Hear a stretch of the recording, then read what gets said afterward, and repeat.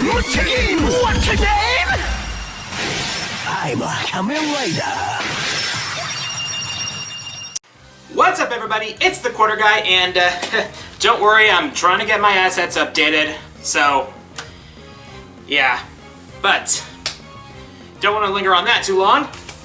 I've already got stuff to talk about this week, and some very important stuff. First of all, happy second birthday to the Nintendo Switch. Awesome system, awesome games. But the main reason I want to talk about today is something that you'd think I would have talked about already by now, but Wednesday's Pokemon Direct and the unveiling of Generation 8 with the new games Pokemon Sword and Pokemon Shield for the Nintendo Switch. And let me start off by saying I actually had the idea for those names in my head for a Pokemon region based on the United Kingdom, and it's like I don't know if it's just coincidence or if I have some sort of prescience, but no, not prescience, but precognition or something. But lo and behold, that's what we've got, the Galar region, and I really like the visual design they're going for here. The combination of the wonderful natural settings, the references to natural landmarks in the UK, and one of the cities that was shown off had a bit of a steampunk aesthetic. A slight steampunk aesthetic, which I definitely appreciate. I mean, the visual design looks really good. The character designs are probably, I have to say, they probably have some of the best model proportions I've seen since Colosseum and XD. Far cry from the doll-like proportions of X and Y and Auras, and even to some extent Sun and Moon and Ultra. One thing I do hope they have in this game is that they let the player character emote. That's one of the issues with Sun and Moon's player character, is that it's like weird stuff could be happening and the player character could just have like that blank smile. Come on, just show some emotion. That'll certainly be nice. And I hope we get more customization options, like different face options, like different kinds of eye shapes, that kind of stuff. The customization that was introduced since X and Y has kind of been a little bit limited, so having a bit more customization would only help. But as for the Pokemon shown off so far, we have the first footage of 13 returning Pokemon that were in the trailer. Those being Pikachu, Minccino, Wishiwashi, Grubbin, Hoothoot, Swilus, Flygon, what I think looked like Braviary, Meowstic, Wailmer, Lucario, Tyranitar, and Munchlax. So those evolutionary lines are going to show up in the games as well. So, but of bigger importance right now are the new Pokemon that are going to be showing up. So far, the only new Pokemon we know of are the 3 starter Pokemon. First off, we've got the grass type. We've got Grookey, a grass monkey holding a stick, because we totally don't have a grass monkey already that will probably end up forgotten because of this new starter. And Grookey does look kind of cute, but we'll just to see how things work out for that. But besides, I'm more interested in the fire-type bunny. Yeah, it's a bunny, and its name is Scorbunny. And I like the look of it. It looks like a soccer player. In fact, I think it is based on a soccer player. I mean, soccer is really popular in the UK, so actually, I think that seems to be the running theme this time around, with the common thread that ties these starters together. Grookey seems to be based on a cricket player with a stick resembling a bit of a cricket bat. And, but anyway, I like Scorbunny's design. He's got the tape over his nose. Yeah, I think I'm probably going to be going with that one, depending on what develops as we get closer to release in November. And then we got the water type, Sobble. Sobble seems to be one of the popular ones. Probably, it seems to be the most... I don't know if it's the most popular of the three right now, but it's a lizard that seems to be based on a water polo player, and he's known for being rather timid, hence the Sob in its name. But these starters look cute. Probably not quite as cute as the Alolan starters, but then again, that's a pretty tough act to follow, especially after the Borb. But yeah, I'm definitely looking forward to it.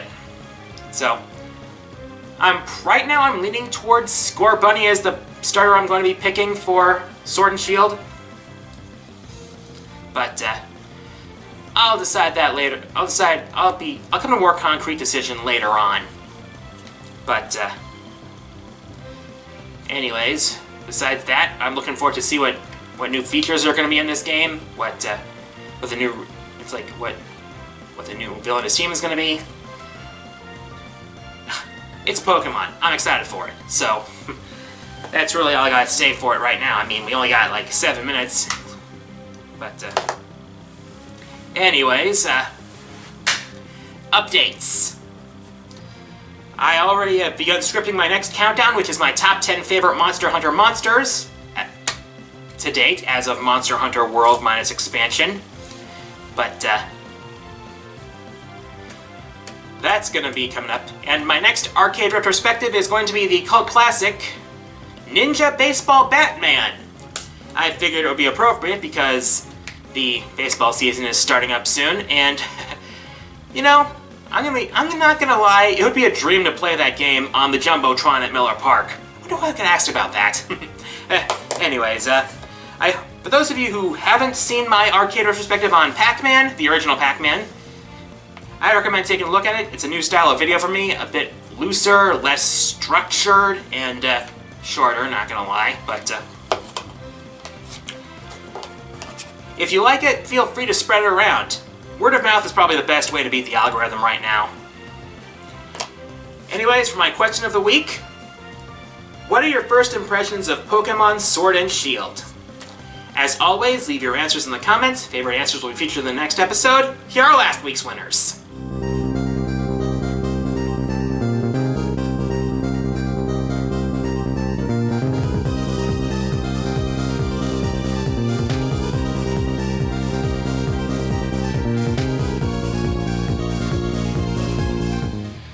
And with that, time for the fourth wall mailbag. As always, look for the community post, and I'll answer my favorite questions in the next episode. First question this week comes from Josh McCallop, who asks, if Ragna was added to Smash Ultimate, what 3 songs from the BlazBlue franchise would be in his stage? I can already think of the 3 I have in mind. First off, Rebellion, his normal theme. That's a gimme. I mean, it's the theme that's associated with him, the theme that screams badassery, and that theme kind of is a part of Ragna. That's the most obvious one. Second pick, Black Onslaught. The theme from his Unlimited form. It just screams metal, and having that theme in Smash would be so hype. And the third one, there's quite a few to pick from. It would be probably his character versus character theme, but the one that sticks out to me the most out of these is Under Heaven Destruction, the theme that plays with Ragna versus Jin. I mean, Ragna versus Jin is probably one of the premier rivalries of the series, so I think having that one be the third song that would be in his stage would make the most sense.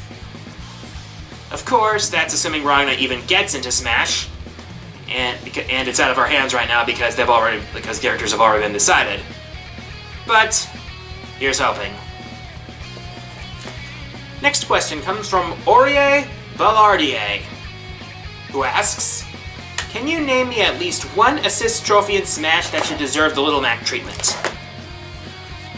I can think of 5.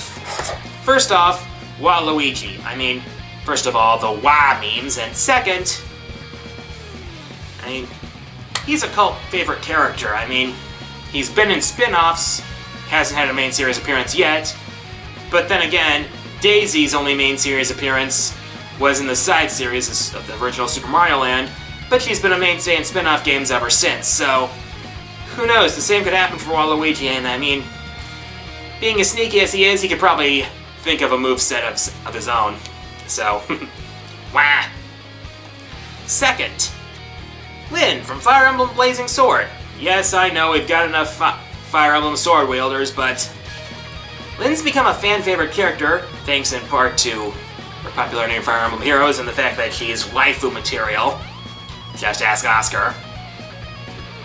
I mean, but her sword fighting style is kind of unique. It would kind of be unique, kind of like a quick draw fighting style, kind of like a ninja or samurai sort of thing. But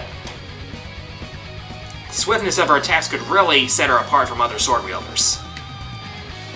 Third, Bomberman. If you saw my characters on Smash Ultimate list, you probably already know why. Fourth, Shovel Knight. You already know from my original DLC Smash list. And finally, Zero. I mean, actually not finally. There's a sixth one I can think of.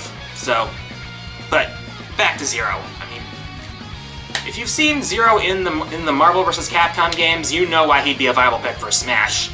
Though for his final Smash, I wouldn't use Genmu Zero. I would actually use a variant of the double attack from Mega Man X8, but expand it to be a triple attack. I'd actually entitle it Maverick Hunters, because I'd bring in both the X and Axel to help him deliver the blows. So, now the actual final one would be Alucard from Castlevania.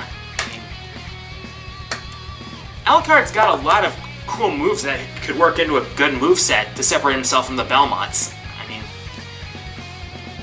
Alucard's a master of several types of weapons, he's got his vampire abilities, he's got his hyper attack from Judgment, and he's voiced by Yuri Lowenthal. So that's a plus right there. So those are the 6 assist trophies I could see getting promoted at maybe in the next game, if there even is a next game. By the way, Sakurai, please consider your health. No series is worth killing yourself over, especially since Nintendo isn't even making you go to all these lengths. Yeah, I actually saw some of these figures from Nintendo employees there, and well, that's beside the point, so I don't want to get off on a tangent. Next question comes from Pure Crystal, who asks, who do you think Heart will have interactions with in BlazBlue Cross Tag Battle? I can think of one right off the bat. Obviously, she'd probably have an interaction with Ragna, considering that Art kind of shipped the two together for an April Fool's joke one year, and it kind of took off a little bit from there. I could see her having an interaction with Ruby, because Heart and Ruby have the same kind of enthusiasm. But beyond that, I am not sure. I mean, but I guess we'll see what comes up out of that, but I wish I had more for that. Last question this week comes from Blizzard for Online, who asks, do you want to know all the types of piranha plants in the Mushroom Kingdom, including the minor variations? Oh no.